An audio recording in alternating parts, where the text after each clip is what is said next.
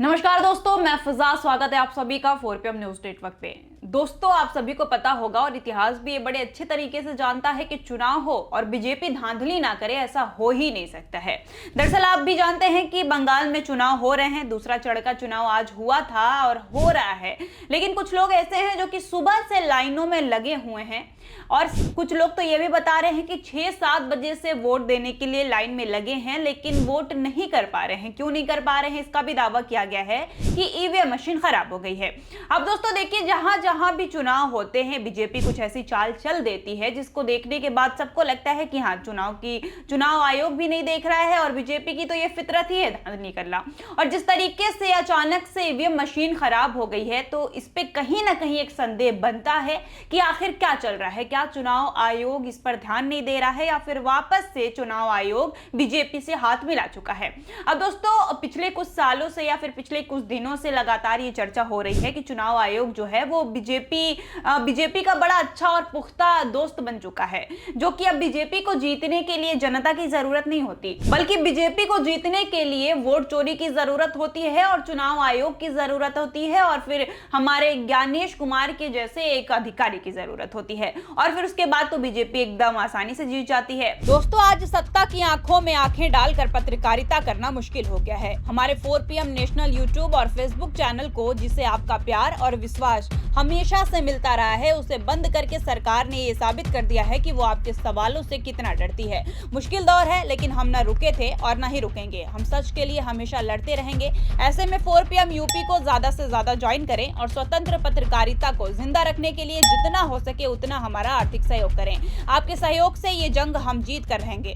अब दोस्तों, आपको सभी को याद होगा कि कुछ दिन पहले जब राहुल गांधी ने वोट चोरी का मुद्दा उठाया, फिर उनसे ये तक कहा कि आप फुटेज दिखा दीजिए भाई। आप हमको ये नहीं बता पा रहे हैं कि इतने नाम काटे गए, जोड़े गए, इतने एक्स्ट्रा लोगों ने वोट कैसे दिया, ये नहीं बता पा रहे हैं, तो कम से कम हमको सीसीटीवी फुटेज दिखा दीजिए। तो ज्ञानेश कुमार का जवाब तो आप सभी को याद होगा कि किस तरीके से उन्होंने कहा कि अपने माताओं और बहनों की फुटेज दिखाना सही है क्या, ये तो कानूनन अपराध है, और इसको उन्होंने गलत बताया था। लेकिन दोस्तों, कुछ चीजें मैं आपको ऐसी बताती हूँ जिसको सुनने के बाद शायद आपको लगेगा कि बताइए, सीसीटीवी फुटेज दिखाने को उन्होंने गलत बता दिया, कानून के खिलाफ बता दिया, लेकिन जो संविधान के खिलाफ हो रहा है उस पर कुछ बोल ही नहीं रहे हैं। दरअसल कल की बात है, कल की खबर है कि रवि किशन बंगाल में खड़े होकर बड़े भरी मंचों से ये बात कह रहे थे कि अगर बीजेपी बंगाल में हार गई तो इसका सीधा मतलब यही है कि बंगाल से सनातन खत्म हो जाएगा। उनकी बातें सुन के तो ऐसे लगा कि इधर बीजेपी हारी और उधर ममता बनर्जी जीती और उसके बाद पूरे ममता बनर्जी ने पूरे बंगाल को मुसलमान कंट्री साबित कर दिया है। अब सोचिए दोस्तों कि चुनाव से ठीक एक दिन पहले धर्म के नाम पे राजनीति करना, क्योंकि रवि किशन ने तो साफ शब्दों में ये बात कही कि अगर आपको सनातन को बरकरार रखना है तो बीजेपी को वोट डाल दो। अब दोस्तों, आप सभी को पता होगा कि हमारे संविधान के जरिए से, हमारे क्या बोलते हैं, चुनाव आयोग के जितने भी नियम हैं उनके जरिए से इस तरीके से धर्म के नाम पे वोट मांगना आचार संहिता का उल्लंघन है। लेकिन एक तरफ बीजेपी के नेता ने इतना बड़ा उल्लंघन कर दिया कि सीधे भरे मंचों से जाके उन्होंने धर्म के नाम पे वोट मांगना शुरू कर दिया। लेकिन चुनाव आयोग की कामयाबी देखिए, उनकी अक्लमंदी देखिए कि उन्होंने कुछ उस पे बोला ही नहीं, और जिस तरीके से अपनी आंखों पे पट्टी बांध के रखी है, ऐसा लगता है कि ज्ञानेश कुमार के घर में इतनी बड़ी पेटी रख दी गई है कि देखो ये नोट है, नोट से अपने मुंह को बंद करो, अपनी जबान सिलवा लो, कहीं से भी जाके बस अपनी जो पोल है या फिर कानून है वो लोगों को मत बताओ या फिर लोगों के सामने अपनी पोल मत खोलना। अब दोस्तों, एक तो बात आपको मैंने रवि किशन की बता दी।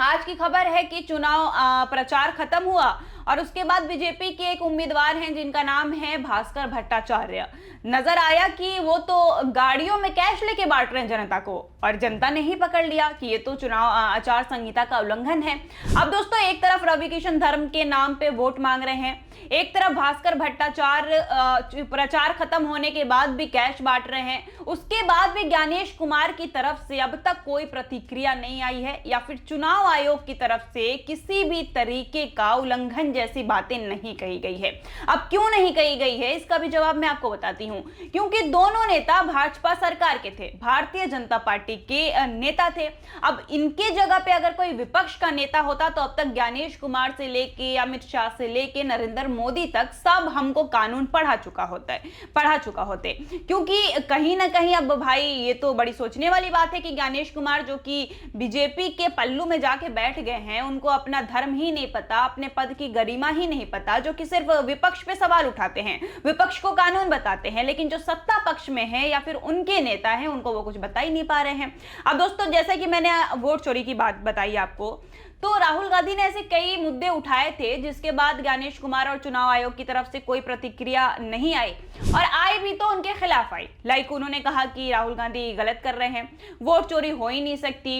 ईवीएम घोटाले हो ही नहीं सकते, मशीन बिल्कुल पर्याप्त है, मशीन बिल्कुल ठीक है। तो दोस्तों, जिस तरीके से 7 बजे से लोग, जनता लाइनों में खड़ी है और वोट नहीं डाल पा रही है और ईवीएम मशीन की गड़बड़ी बताई जा रही है, तो इस पे क्यों नहीं ध्यान दे रहे हैं? आप जितना मोदी जी के ऊपर ध्यान दे देते हैं, काश कानून पे ध्यान देते, काश चुनाव कैसे कराते हैं उस पे ध्यान देते, काश फ्री फेयर इलेक्शन कैसे कराते हैं इस पे ध्यान देते, तो आज ये नौबत नहीं आती कि लोगों का विश्वास ही वोट से हट गया है। तो दोस्तों, जिस तरीके से ज्ञानेश कुमार का दोहरा चरित्र सामने आ रहा है या फिर चुनाव आयोग का दोहरा चरित्र सामने आ रहा है, आपको नहीं लगता कि ये कहीं ना कहीं हमारे संविधान का उल्लंघन है? हमारी जो एक डेमोक्रेटिक कंट्री है उसके ऊपर भी ये लोग सवाल उठाने पे हमें मजबूर कर रहे हैं, क्योंकि ये देश अब एक डेमोक्रेटिक कंट्री नहीं रह गया है। डेमोक्रेसी का मतलब क्या होता है कि जहां पे एक हमारा शासक हो, एक नेता प्रतिपक्ष और दोनों को बराबरी का दर्जा मिला है सवाल करने का और लोगों से, जनता के बीच में अपनी बातें रखने का। लेकिन जिस तरीके से लगातार हमारी सरकार तानाशाही की तरफ बढ़ रही है, तो जितने भी अधिकारी हैं वो भी कहीं ना कहीं बीजेपी की तरफ अपना बढ़ाव या फिर अपना इंटरेस्ट दिखाए जा रहे हैं। अब आपने रवि किशन की बात सुन ली, आपने भास्कर भट्टाचार्य की बात सुन ली, किस तरीके से ईवीएम को बंद दिखाया जा रहा है ये बात सुन ली। अब आप मुझे बस इतना जवाब दीजिए कि क्या यहां पर कोई नेता प्रतिपक्ष का नेता होता या फिर कांग्रेस या फिर आम आदमी पार्टी या फिर टीएमसी, किसी भी दल का अगर कोई नेता होता, तो क्या चुनाव आयोग इतना खामोश बैठा होता? अब तक तो कितनी धाराएं लग चुकी होती कि आपने आचार संहिता का उल्लंघन किया, आप हमारे संविधान के खिलाफ जाके प्रचार कर रही हैं, आप डेमोक्रेसी का उल्लंघन कर रही हैं, डेमोक्रेटिक कंट्री के बारे में आपको पता ही नहीं है। दुनिया भर की धाराएं और प्रवचन अब तक ज्ञानेश कुमार दे चुके होते, लेकिन बीजेपी का नाम जैसे ही सामने आता है, ज्ञानेश कुमार के मुंह पे पट्टी बन जाती है। अब आपको दोस्तों मैंने इतनी चीजें बता दी, इसका जवाब मैं आप सभी से पूछना चाहूंगी कि आपको क्या लगता है कि क्या ज्ञानेश कुमार और क्या इस बार भी कुछ ऐसे घोटाले होंगे कि बंगाल में सत्ता परिवर्तन होगी? क्या ममता बनर्जी इस बार मोदी जी के घोटालों के सामने या फिर उनके धांधली के सामने झुक जाएंगी या फिर हार मान लेंगी? इसका जवाब आप हमें दीजिएगा। और अगर खबर पसंद आई हो तो ज्यादा से ज्यादा इसको शेयर करिए, और अब तक अगर आपने हमारे चैनल को सब्सक्राइब नहीं किया हो तो मैं आप सभी से गुजारिश करूंगी कि हमारे चैनल को सब्सक्राइब कर लीजिए और वीडियो को लाइक करें, शेयर करें और कमेंट करना बिल्कुल भी ना भूलें। तब तक के लिए धन्यवाद।